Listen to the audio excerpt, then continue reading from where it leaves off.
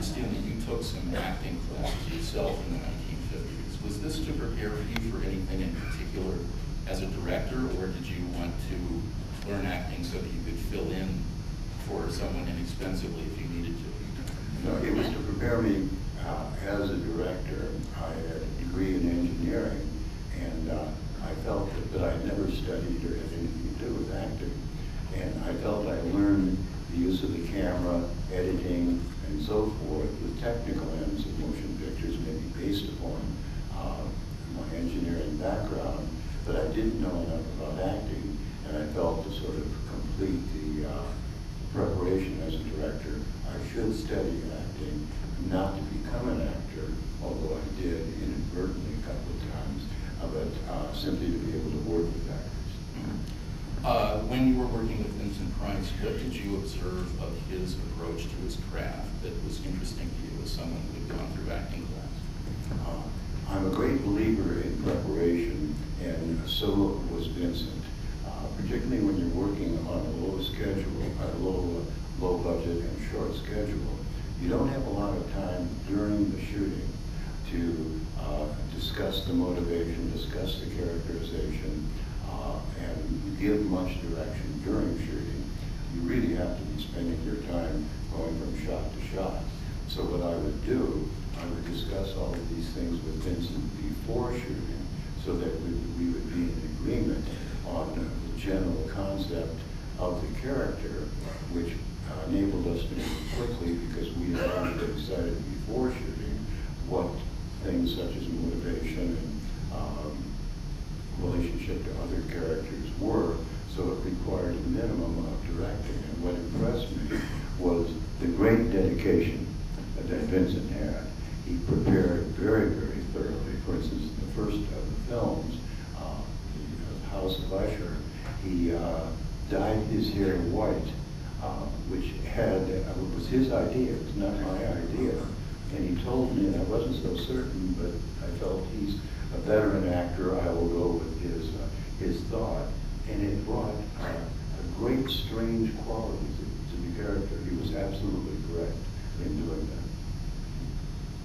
You were a screenwriter on the early Poe films with Vincent Price. Was Richard Matheson, who was a novelist who had written the novel on which The Incredible Shrinking Man was based, and also I Am Legend, which became Vincent Price's film The Last Man on Earth, which played here yesterday. He had also done some television scripting around that time, but how did you find him? How did you become aligned with the project? He had written The Incredible Shrinking Man, and I had read the novel I Am Legend, which has been made, I think, 4 or 5 times by now, and as Dick said, they're going to keep making it until they get it right. They never quite caught it, but I think Vincent's version was probably the closest to the original of Dick's work. Mm-hmm. But you found him? Yes, actually Jim Nicholson, who was the head of AIP, and I, head of production, and I were discussing the writers, and it was Jim who suggested Dick, and I agreed immediately because I had never met him, but I'd seen the picture and read not only I Am Legend, but a number of his short stories, so we were in complete agreement.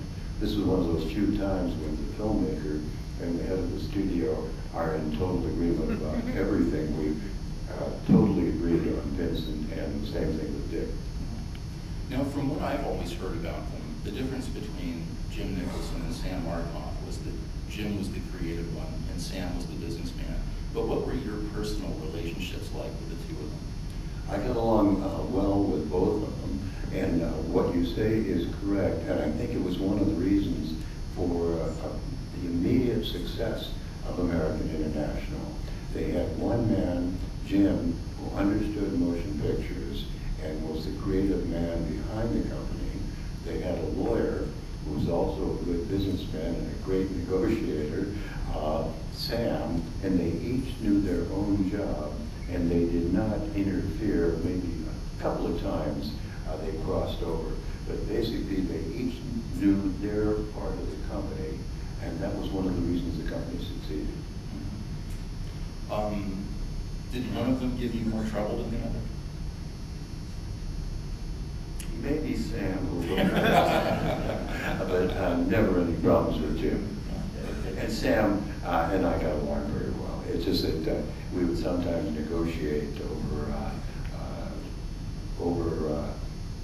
salary and percentages of profits and so forth. And as a matter of fact, I remember one time we were, I think, $10,000 apart on my salary, which was a lot of money in those days, much more than it is today. And I said, Sam, I'll flip you for it. And Sam agreed, and we flipped, and I won. And, Sam somehow worked it out that on every single picture after that, we were always $10,000 apart. We always flipped, and I never won again.